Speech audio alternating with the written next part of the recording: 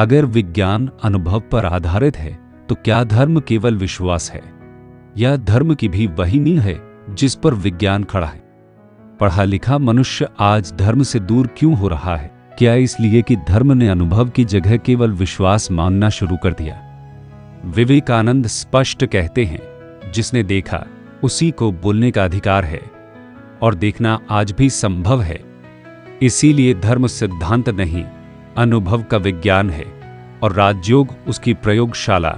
राजयोग हमें मानने के लिए नहीं, देखने के लिए आमंत्रित करता है। इस आमंत्रण को समझने के लिए आइए इसे धीरे धीरे समझें। हमारा सारा ज्ञान अनुभव पर आधारित है, जिसे हम अनुमानित ज्ञान कहते हैं, जिसमें हम कम से अधिक सामान्य की ओर या सामान्य से विशेष की ओर जाते हैं। उसका आधार अनुभव ही होता है। जिन्हें सटीक विज्ञान कहा जाता है, उनमें लोगों को आसानी से सच्चाई मिल जाती है, क्योंकि यह प्रत्येक मनुष्य के विशेष अनुभवों को आकर्षित करती है। वैज्ञानिक आपको किसी भी चीज पर विश्वास करने के लिए नहीं कहता है, लेकिन उसके पास कुछ निश्चित परिणाम हैं जो उसके अपने अनुभवों से आते हैं, और उन पर तर्क करने पर जब वह हमसे अपने निष्कर्षों पर विश्वास करने के लिए कहता है, तो वह मानवता के कुछ सार्वभौमिक अनुभव की अपील करता है।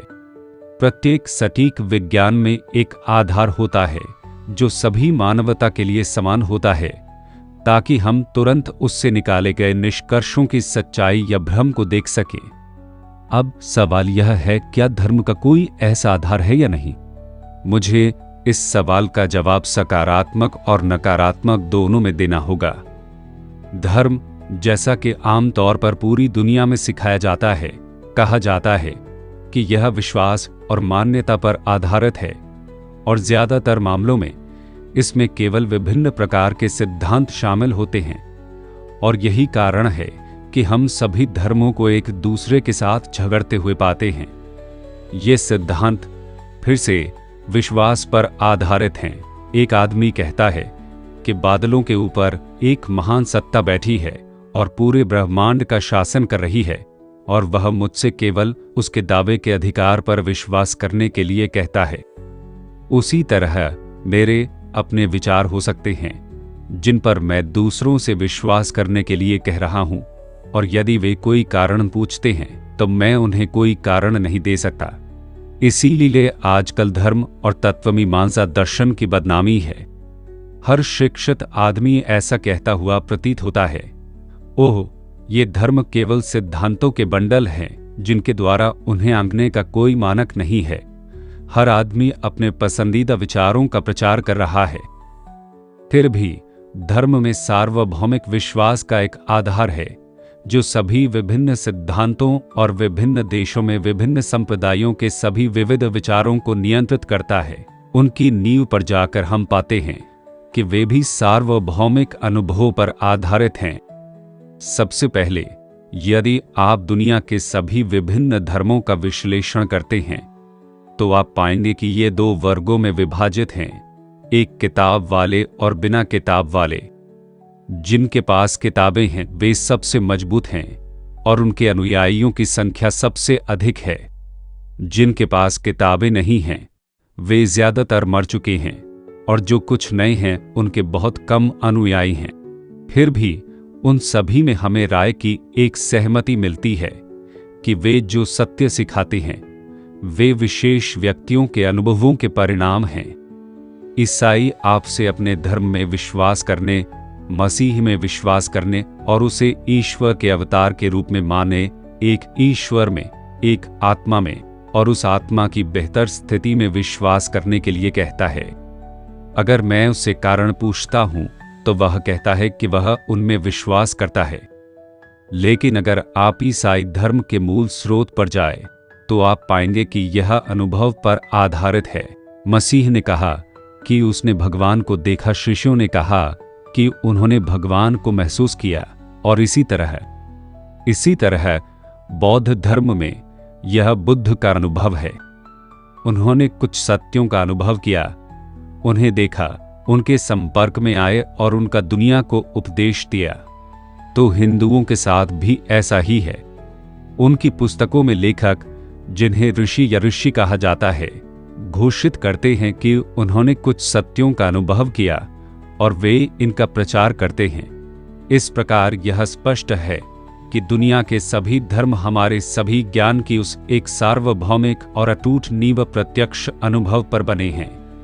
शिक्षकों ने सभी ने भगवान को देखा, उन्होंने अपनी आत्माओं को देखा, उन्होंने अपना भविष्य देखा, उन्होंने अपनी अनंतता देखी और उन्होंने जो देखा उसका उपदेश दिया।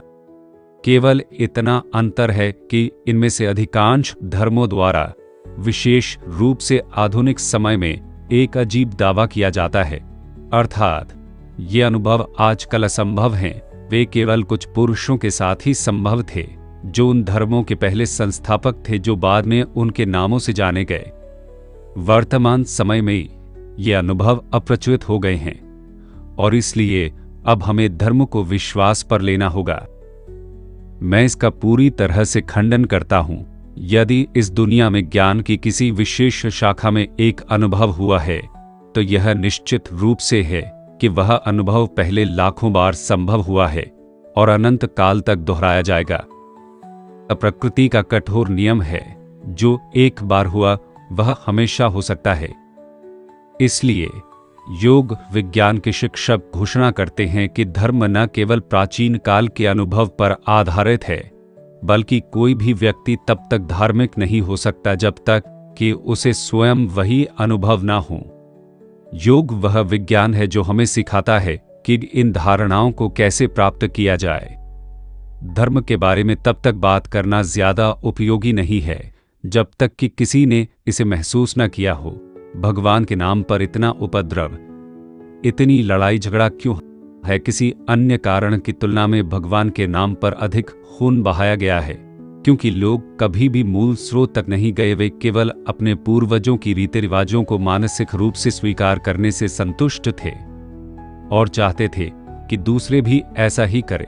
एक आदमी को यह कहने का क्या अधिकार है कि उसकी आत्मा है यदि वह इसे महसूस नहीं करता है, या कि कोई भगवान है यदि वह उसे नहीं देखता है? यदि कोई भगवान है तो हमें उसे देखना चाहिए, यदि कोई आत्मा है तो हमें उसे महसूस करना चाहिए। पाखंडी होने से अच्छा है कि खुलकर नास्तिक बने। आधुनिक विचार एक और विद्वानों के साथ यह है कि धर्म और तत्वमीमांसा और एक सर्वोच्च प्राणी की खोज सब व्यर्थ है।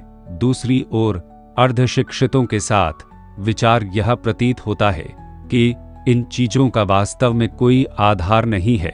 उनका एकमात्र मूल्य इस तथ्य में निहित है कि वे दुनिया का भला करने के लिए मजबूत प्रेरक शक्तियां प्रदान करते हैं। यदि मनुष्य ईश्वर में विश्वास करते हैं तो वे अच्छे और नैतिक बन सकते हैं और इस प्रकार अच्छे नागरिक बन सकते हैं। इन विचारों को रखने के लिए हम उन्हें दोषी नहीं ठहरा सकते, यह देखते हुए कि इन लोगों को जो भी शिक्षा मिलती है वह केवल शब्दों के एक शाश्वत बकवास में विश्वास करना है जिसके पीछे कोई सार नहीं है। उन्हें शब्दों पर जीने के लिए कहा जाता है। क्या वे ऐसा कर सकते हैं? यदि वे कर सकते तो मुझे मानव स्वभाव के लिए जरा भी सम्मान नहीं होता। मनुष्य को सत्य चाहिए, वह स्वयं सत्य का अनुभव करना चाहता है। जब वह इसे समझ जाएगा, महसूस कर लेगा, अपने दिल की गहराई में महसूस कर लेगा, तभी वेदों का कहना है सारे संदेह दूर हो जाएंगे, सारा अंधकार दूर हो जाएगा और सारी कुटिलता सीधी हो जाएगी। हे अमरता के पुत्रों, यहां तक कि जो उच्चतम क्षेत्र में रहते हैं, मार्ग मिल गया है। इस सारे अंधकार से निकलने का एक मार्ग है और वह है उसे देखना जो सारे अंधकार से परे है।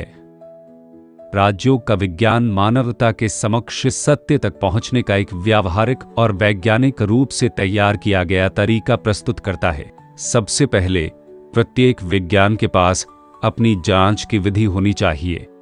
यदि आप खगोल शास्त्री बनना चाहते हैं और बैठकर खगोल विज्ञान चिल्लाते हैं तो यह कभी आपके पास नहीं आएगा। रसायन विज्ञान में भी ऐसा ही है।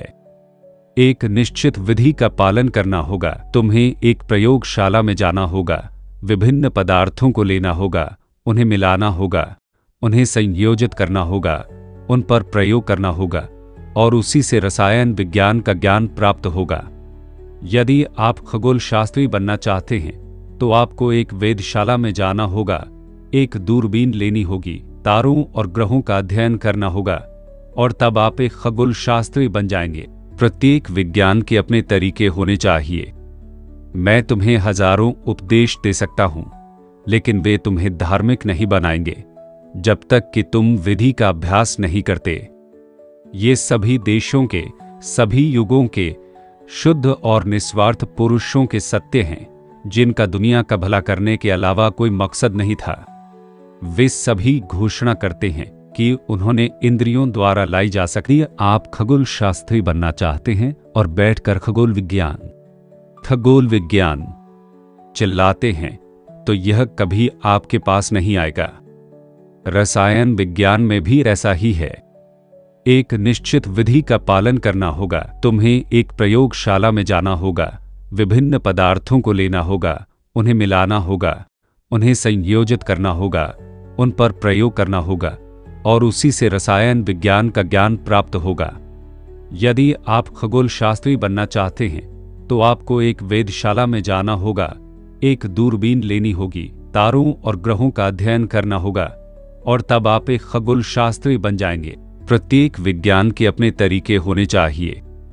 मैं तुम्हें हजारों उपदेश दे सकता हूं, लेकिन वे तुम्हें धार्मिक नहीं बनाएंगे जब तक कि तुम विधि का अभ्यास नहीं करते।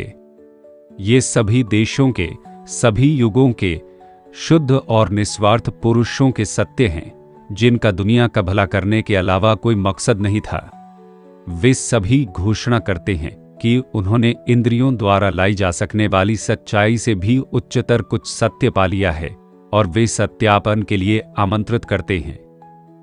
वे हमसे विधि अपनाने और ईमानदारी से अभ्यास करने के लिए कहते हैं और फिर यदि हमें यह उच्च सत्य नहीं मिलता है तो हमें यह कहने का अधिकार होगा कि दावे में कोई सच्चाई नहीं है। लेकिन इससे पहले कि हमने ऐसा किया हो, उनके दावों की सच्चाई को नकारने में हम तर्कसंगत नहीं हैं। इसलिए हमें निर्धारित विधियों का उपयोग करते हुए ईमानदारी से काम करना चाहिए और प्रकाश आएगा।